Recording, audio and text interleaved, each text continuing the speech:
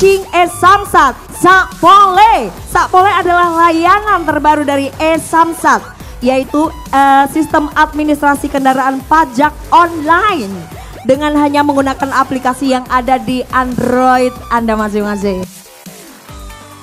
Hari ini Polda Jawa Tengah yang bekerjasama dengan Badan Pengelolaan Pendapatan Daerah Provinsi Jawa Tengah dan PT Jasa Raja Cabang Jawa Tengah secara resmi meluncing aplikasi sistem administrasi kendaraan pajak online yang disingkat dengan aplikasi Sakpole.